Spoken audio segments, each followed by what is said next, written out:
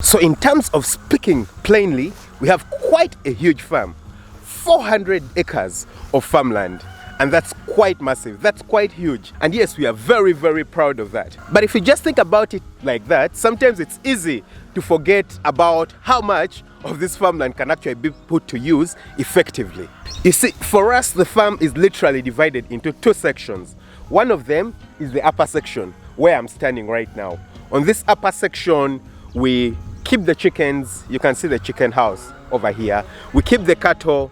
This is fencing that separates the cattle areas. We have calves over here. Over there in the background, that structure right there is where the cattle stay. We keep the goats over here. We have grazing areas in the upper area. And then right here, we have maize that we've grown over here. We have some mango trees. You can see this over here is a jackfruit tree. I hope you guys know what jackfruit is. It's probably the best fruit that God ever created. And then over here, we have a mango tree. Doesn't really have any fruits yet. It's not mango season yet. And this is our maize plantation. You can see it has already flowered. It has actually started putting on the maize combs. Yesterday I was here and I was seeing lots of bees. I didn't know that bees also pollinate maize, you know. The maize flowers don't look very attractive. Anyway, it's amazing that there was lots of bees in here. It's currently morning time, so I think the bees haven't yet come out to get busy. This area of the maize plantation is on the upper section of the farm. It's probably around maybe 10-20 acres right here. And the maize was planted in between the trees. But guys, we planted more than just 20 acres of maize or 30 acres of maize. No, we probably planted 50 or 100 acres of maize. But this is all that we're going to get. You know why? Because the rest of the maize was planted on the other half of our farm.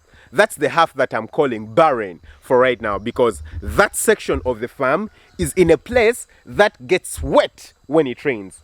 I wouldn't call it a wetland because during the dry season, it is super dry. Even just tilling it with a tractor is very difficult. The soils are so hard, they are dry, very, very dry, and you barely have anything growing there. But when the rain comes, the place becomes really, really waterlogged. It's a place that is probably in a seasonal swampy area. We have a small river that goes through that area. Actually, let's move there and I'll show you. Getting there is a tug of war because you have to go through lots of muddy places because the water is settled all over the entire path. I'm sloping down to the lower section of the farm. This is the upper section and that way is the lower section. Now this is literally the only access we have to this section of the farm, and you won't believe what we have to go through to get there. Look at that, just look at the mud. It's damp in here, but here is not as bad, yeah? So all you need to do is time the grass. You see over here, we have the grass, these huge patches of grass. You just make sure that you step on the patches of grass. That way you don't sink. Just keep stepping on the grass. When you step in the water, you see what happens. So avoid the water, step on the grass. The grass is always higher. And it gets really scary when you look at where you're going, you know. It's really, really terrible. So I keep trying to step on the grass, step on the grass, step on the grass. Okay, step on the grass. Whew. And right here, there is literally almost no grass. Well, you can see the grass patches. Those are still what I'm going to try to aim for. So I'll step on the grass right here. Oh, then over here. You see, the places with grass are the raised areas. The rest of the areas, the car tires, whenever the car used to pass here, just messed it up. Those places are quite deep, so you avoid them. If I put my leg in, for example, this area, it will sink and I'll probably have water inside my gumboot. So, okay. Another area with grass, another one with grass over here. Okay, this one was deceptive. This one is quite deep. Okay, not as bad. Not as bad. Okay. Okay. And then we are getting out of it. Okay. Whew. Really, really terrible, guys. Really terrible getting to this section of the farm.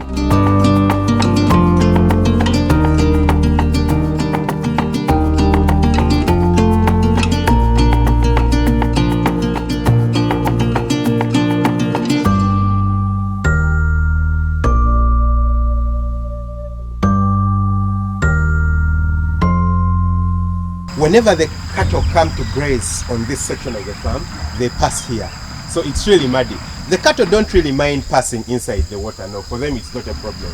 That's supposed to be the actual path, but we've avoided it because that place is just too damp and too deep, so we can't pass there. So we use this area, this side, but you can see it's also quite still muddy. Very, very muddy. Getting to these lower paddocks. So the cattle are actually coming down this side where I am. They want to pass in this exact area. I leave it because it's really terrible. But we're going to take a look at exactly what it looks like when they are passing in that area.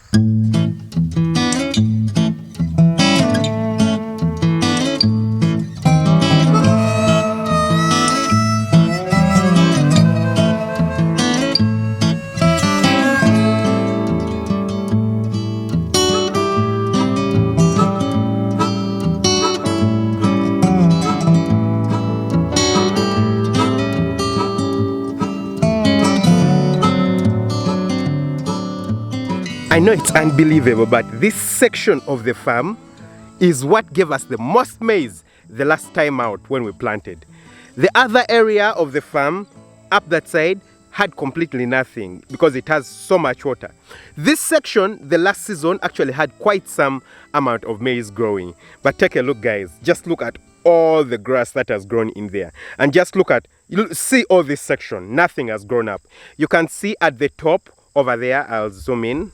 Yeah, right there at the top you can see that there's some green maize at the top of the hill, but all around you just see yellow maize, yellow all the way this side, yellow all around here, because this section got too flooded this season that we got completely nothing. And of course, again, walking through it is a tug of war. You can see the water. Before, previously, this was a really good path. You know, cars would pass here, everything would pass here. Currently, it's all waterlogged. Just look at that. You know, from here, it's quite hard to understand how extreme it is, but it's really, really waterlogged. And this is meant to be the driest paddock for us on the lower section of the farm. This probably covers around 20-30 acres, maybe around 28 acres in this paddock over here, and it's all flooded. And then this is the paddock where the cattle are right now, where you just saw them moving into. This one is probably one of the worst. This one, we knew that we could grow nothing right from the beginning. So as you can see, the beginning part of it, we didn't plow, we planted nothing. But towards the end, on the other side, we planted maize. And oh my God, I still can't believe, you know, fuel was burnt there with the tractors, and we still got nothing. Completely nothing. We've got nothing out of that area. It's so terrible. The place is waterlogged. A lot of the times you'll find birds, you know, crested cranes around the area. They love the area. I think because of the waterlogging, they'll get worms from the ground. So there's lots of crested cranes. And then I want to move towards the last paddock because it's literally useless. All that side is full of water. Well, the cattle can graze there because there's some grass. You can see there's actually quite an amount of grass. So the cattle can go graze there. But we planted maize that side too, and it's yellow. There's completely nothing that has come out of it. Now, I know lots of you guys are going to start giving advice in the comment section, or you've already said giving advice. Let me give my side of the story before, so you understand. You see, this section of the farm has a rather interesting altitude map. If you look at it from an altitude map, over there at the upper part of the farm, you'll notice it's raised and nice. But this lower section of the farm has a really weird shape. It's kind of like a valley, and then it moves up. We have a stream at the very extreme end. The thing though with that stream is that we can't divert water towards it because the stream is literally at the same altitude with the farm itself. The place that I'm standing at is at the same altitude with the stream to which we would want to divert the water. So at the beginning we thought, you know, we can dig channels all through this area and divert the water towards that area. That way all the water that comes this side goes towards the stream. But no, it won't do that because the altitude the other side is probably even a little bit higher where the stream is, just a little bit higher than where we are standing right now. The other thing is that currently we don't have the machinery that would enable us to do that because you can't use hand. So we need an excavator, we need a huge tractor, an excavator, we need a dumper, we need machinery that's supposed to help us do that, and we don't have that right now. It's in the pipeline, so very, very soon we're going to have it. But again, the most likely option is not that we're going to have to dig channels that are going to take water away because there's nowhere for the water to go. This is the place for the water to go. So what are we to do? We have decided that we're going to dig dams in this area. The only option really is to dig dams, you know, dig up huge section of the farm, put dams over there. We can use them as fish ponds, and then the soil that comes out of those places can be used to raise up the other places. So ideally we're going to have deeper sections and higher sections. The water all comes into the deeper sections, and then if we raise the other parts of the farm, then we can direct the water towards the stream, because then the other parts have been raised, and then we have some of the water going into the ponds. And I know lots of you guys have also suggested the idea of growing rice in this area. But guys, the most interesting bit is that this place has lots and lots of farmland. There's many farms around the area. The problem though is that none of these farmers farm maize. Now, it's not the first time that rice will have been grown on this farm. The previous owner grew rice on the farm quite a number of years back. And the first time they planted rice, it was nice. They got a very, very nice harvest. The problem though is that the second time they planted rice, all the birds knew that there was rice in this area.